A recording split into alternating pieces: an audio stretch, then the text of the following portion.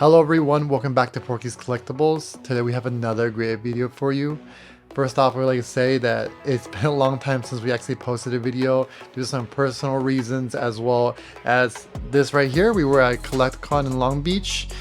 We just haven't had time to actually post any videos and we apologize for that. But this video is going to focus mostly on our experiences and our time at CollectCon. So I'm going to show some things we actually picked up, our experiences buying, selling at CollectCon, and the overall feel that we got from CollectCon. First thing I wanted to talk about is that this was our first CollectCon, or our first con, and overall. So selling Pokemon cards as a vendor, meeting a whole bunch of people that were also into Pokemon cards was a very different thing to go over, and it was definitely a lot of fun. I had a lot of fun showing off my collection and seeing other people's collections, meeting people that were on Instagram that had cool cards, and we just had overall a blast at CollectCon.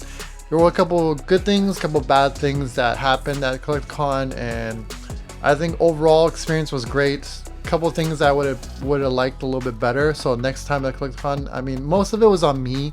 I think overall it was just such an overwhelming experience the first day that I made some certain mistakes that I wish I didn't make, and things I wish I got to do that I didn't. So for 2 days, if you didn't know, CollectCon was for Saturday and Sunday. It was August 20th and 21st. If you're gonna go, first day is very key, especially if you want to pick up great cards, or cards that you probably don't see that often. The ones that are gonna probably sell out the fastest, because the first day the VIP people come in at 9 a.m. So for us, our vendors, we go inside at 8 a.m. and then the VIPs at 9, and then the general public at 10. Usually the best cards, the best deals are probably gonna go towards the VIP because they get first picks. And so first day was very hectic. There was so many people there. It was a lot of fun. It was kind of crazy how many people were there. My wife said it was super hard to get into the building for general admissions, and the line was just wrapped around like crazy. And the second day, it was definitely a lot better. It was more manageable. There was not as many people. It was a lot more calm. It was like, all the good stuff got picked, and then now the second day, people just kind of had fun there. And I wish that I slowed down my pace there. So my one regret was that I had so many items that was for sale that I just couldn't figure out what to do, and I sold some things I wish I didn't sell so fast, and just pace myself. So for next CollectCon, I will be taking a step back and slowly going through it. And also another thing that I kind of regret was I didn't really get to shop around. I definitely would have liked to see more things. I did go around for like a couple minutes to see what kind of things were being sold, and definitely it was a lot of fun seeing all the cool vintage Japanese and unique items that were for sale, and also all the people that were selling personal made items, personal stickers, shirts, stuff like that. But majority of the people there were for the Pokemon TCG, and just seeing the overall volume of cards was just overwhelming, and I wish I had time to slowly go through each booth and be able to enjoy it. But as a vendor, I was there to sell, and also to make sure that I was able to trade up. And so we're gonna go over some things that actually traded up. Well, first thing I want to say is I traded up for all these card-ass cards. Now there's gonna be a lot of them. Sorry, let me readjust this. This is really hard, but I was able to pick up a bunch of these. I actually do not own this set, and I had a lot of fun picking this up.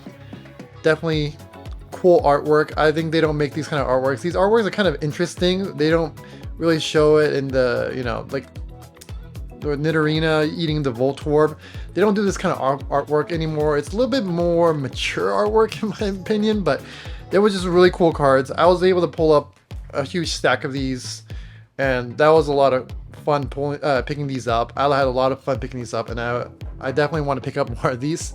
But these are one of the items I was able to pick up.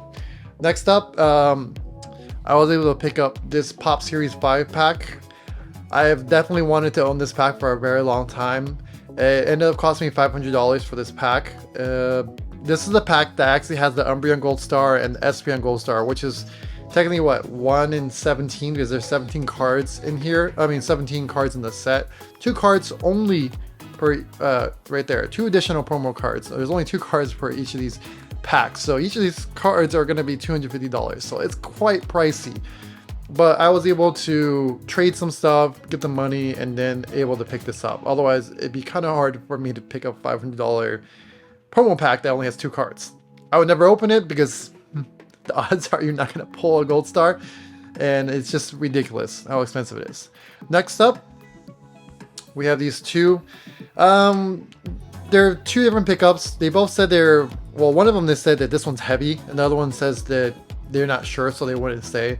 But I picked these up just because they wanted some cards that I thought that they really wanted, and I felt like it was cool to trade for these. It definitely wouldn't have bought them because I already have the first edition was it fossils, but this is a long pack. And then I actually don't own a limited pack for the Gym Heroes pack. So I thought it was cool. Maybe I'll open these up one day, or might just leave them sealed just to add to my personal sealed WotC booster pack collection. Moving on, I did trade some of my recently graded cards. I did trade away my first edition shiny Charizard. Now that was PSA 9. I was very reluctant in trying to trade that one up. I was trying to sell it, ended up at the last minute on the final day making a deal, and this is the deal we ended up with.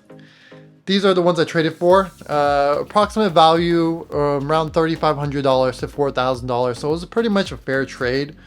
So first one we picked up was this Gem Mint Umbreon V Alt Art. Definitely a really cool card to pick up. I actually don't own this card yet. I see my sister pull this card. That was really cool. Definitely still need this for my binder, but this is the first card I picked up. I'll put this in the background. Next up, we have the Gem Mint Leafeon VMAX full Alt Arts. Another cool card that I picked up. We'll continue on with the Gem Mints. We got a Sylveon VMAX Alt Art. This is a really cool artwork. I don't own any of these in singles or in raw form, which I still need for my binder, which is funny. And then we got the Glaceon VMAX Alt Art. There's the Pikachu. Beautiful card. I love the artwork in the back. You're thinking, okay, they're probably around $250 to $300 for right there. And this is the reason why I traded for this. You're thinking to yourself, well, okay, Umbreon VMAX Alt Art, that's great, but the value doesn't add up. Well, I didn't get 1. I didn't get 2. 3, but 4. Got 4 Gem Mints Umbreon VMAX Alt Arts added up. So I don't know, what do you think, if that was a fair trade, if you would have done the same trade, but I ended up going for these 8 cards for that first edition Shining Charizard PSA 9. And I'm not gonna lie, I am gonna miss that card, but I don't need it. And I think overall, I enjoy having 4 of these Umbreon VMAX Alt Arts. I don't know. Comment down below if you would have done this deal, but I definitely enjoyed this deal. So next, we had a different deal go on. Okay, for this one, I ended up trading my Legendary Collection Reverse Charizard and PSA 9. The 3 cards I traded for, I needed this for my Master Set, was this Ho-Oh from Skyridge in Reverse Foil Gem Mint 10. Then we got the Kabutops Reverse Foil for Skyridge and Gem Mint 10. And then we also picked up this Legendary Collections Mewtwo, which was a Mint 9.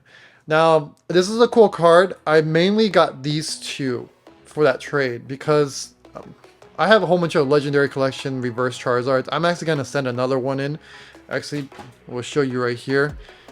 I think it's right there. So I don't need it. And these are kind of hard for me to get, especially Gem Mint 10.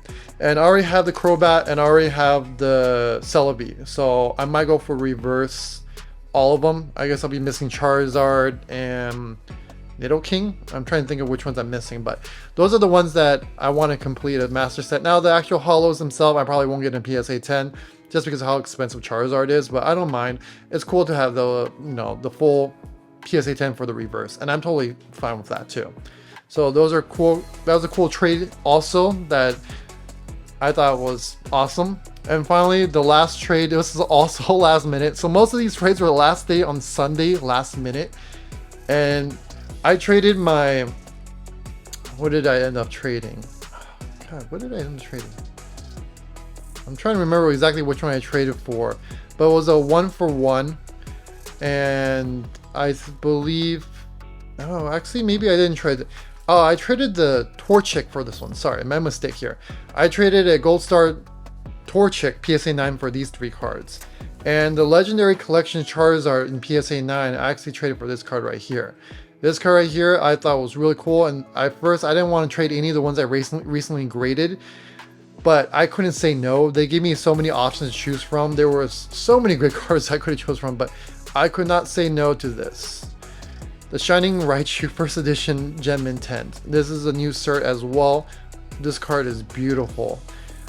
I've always loved the Shining Raichu, the artwork for it, that look, it's just beautiful. The only other ones that I would want on top of this one would probably be the Tyranitar and Mewtwo and then the Charizard. But definitely my favorite pickup out of all of them in terms of graded cards. This is probably my favorite. The shine is just so good on this one. And since it's a new cert, I was definitely, I pulled the trigger on it. I'm like, yes, 1-for-1 trade. We're both happy about it. And, you know, I had fun with that trade. It was very nerve-wracking, but we did it. And then the last item I traded for, I traded a whole bunch of raw cards for. I sold some, what was it, Gold Stars. I think it was Jolteon was one of them. And some miscellaneous other Charizards and stuff. I wasn't sure, but I really wanted this, and I thought it was really cool. Let me make some room real quick, just because this is going to take so much room. I ended up picking up this pre-constructed theme deck box. Sealed. This comes with the 2 Zap, Overgrowth, Blackout, and Brushfire.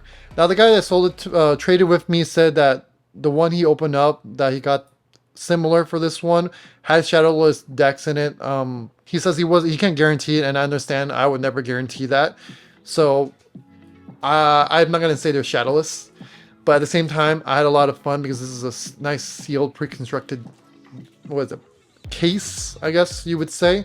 And I thought this was really cool. I'm adding this to my personal collection. Maybe down the line I might trade this up and get something else I wanted, but I couldn't pass up on the offer because the ones I traded were all extra cards I had, and this is something I wanted another seal box because I ended up selling my first edition Team Rocket box. So I definitely had fun trading that up. So on the final notes, those were things that I traded, things that, you know, maybe in the future I might part with. Definitely love these. I might sell 1 or 2 of these, pick up something else I wanted. But I would say let's go over a recap in terms of Collecticon. For our first convention, it was great. I think next time I'm gonna change it up a little. I would recommend, if you had a lot of stuff and you wanted to sell at Collecticon, it definitely was experience and definitely was a lot of fun. Things that I would avoid would be just, you know, be careful, pace yourself. Also, if you were to go to Collecticon, also pace yourself. There's a lot to take in. Long Beach Convention Center was actually very easy to get to. Parking was good. Parking was $15 for the whole day, but it's better safe than sorry. In those, you know, parking lots that goes directly into the convention center was fairly easy. It was easy to get to the convention center. It was easy to get out. But then again, I'm a vendor, so I was able to get in before everyone else. It was definitely worth my time. Next time around, I think I might just not set up my booth right away and go shop around a little bit and see what everyone else is selling. Pick up some more cool stuff.